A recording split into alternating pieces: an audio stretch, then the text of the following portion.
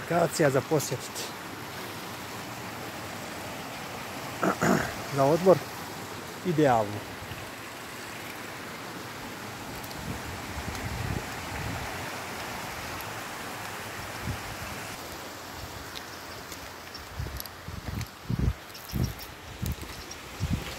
Uz žubur jednog lijepog, predivnog otoka Bosanskog i mjestu Pljoske. Lijepa moja Bosna. Predivna si i mirisna. Puna ljepota razna.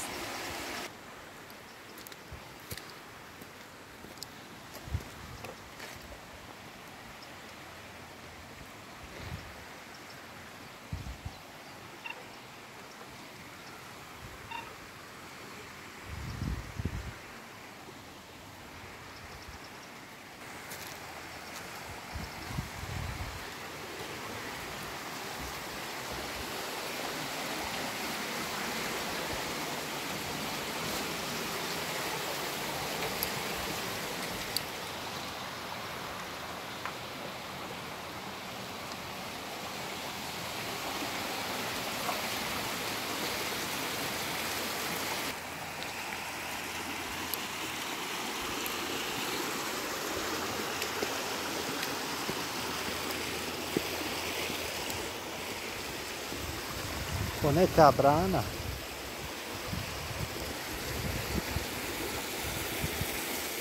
Samo da se ne razbijemo ovdje. Hajmo.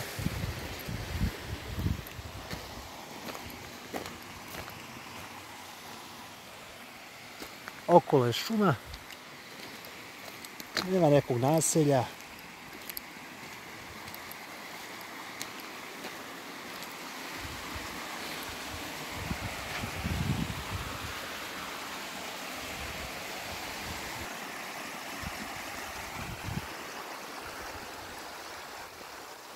Možda je bio ovdje nekad bazenčić. Hoćemo znati. To je to za ovaj video. Posjetite mjesto Pljoske, Zenica i sve najbolje.